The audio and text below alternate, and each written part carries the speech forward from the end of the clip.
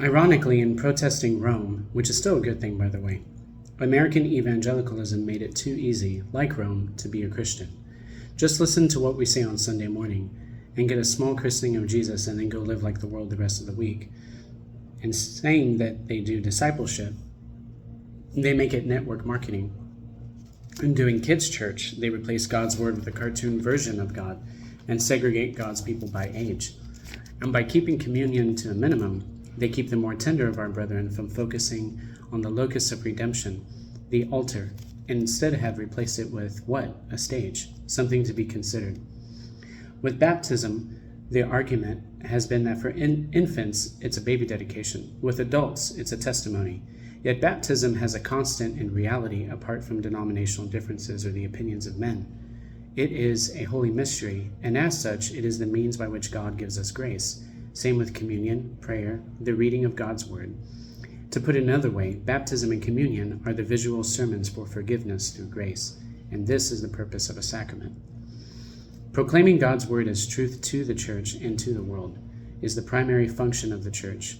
If someone is saying something apart from this, they're trying to sell you something, and that is not reflective of the covenantal nature of reality. God is covenantal. He uses covenants to speak his language of grace, mercy, forgiveness, and love, and this he has done in the person of Christ. God is not covenantal.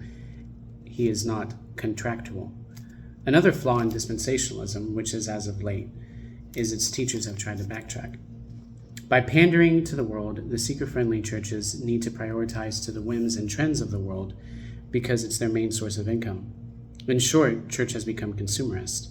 The result is taking a lower view of sacramental worship and making it ornamental, or that sacraments are replaced with a variety of other things, serving not as relatable trends, but rather as distractions, such as testimony, where soon human testimony will probably be replaced with more pandering until the church isn't church at all, but rather one big AA meeting. Most churches have become parachurch ministries or new network churches, satellite churches, and have this designed AA or TED Talk type approach to their Sunday morning format anyway, because they view the world as constantly needing missions programs and keeping the doors of the church open like a revolving door in a fast food restaurant, instead of just preaching truth. Because where truth is preached, the church becomes a place of refuge in a maddening world. The principle that everyone has a creed or liturgy, whether spoken or unspoken, remains. For non-denominational churches, it's a game of self-hide-and-seek by simply being Christian, but not coming right out and stating what they believe. But we all now are responsible for what we believe. The reason people do not want to state what they believe is because of the myth of neutrality.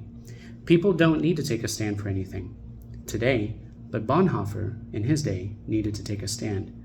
That he did on the basis of what he called, quote, the sacrament of reality is the ethical command, treating God's word as living, and living God's word out in a holy way, and never forgetting that the means of grace are given for just that, grace to be manifested in the physical realm as a truth, because grace is reality. Those who hold a lower view, or an ornamental view of sacraments, do not see grace as tangible, but simply just as a construct. Yet they are constantly seeking for grace to be manifested because, like in the Baptistic sense, grace is a concept. The origin is God's sovereign hand. The means can become skewed by man's testimony, or just opinionated, and man's work of baptism, and these two have become one and the same for Baptists. But when baptism becomes an I have decided moment, is that truly relying on God's sovereignty? And this is where the unraveling begins, because where is the faith? The same problem for Baptists occurs with Lutheranism, again, not Luther, but his followers. That faith equates to knowledge, where nothing could be further from the truth. Abraham believed, and it was accounted to him as knowledge. No. Abraham believed, and it was accounted to him as righteousness. Abraham had faith, and more faith was given as a gift from God, until God walked with him as a friend.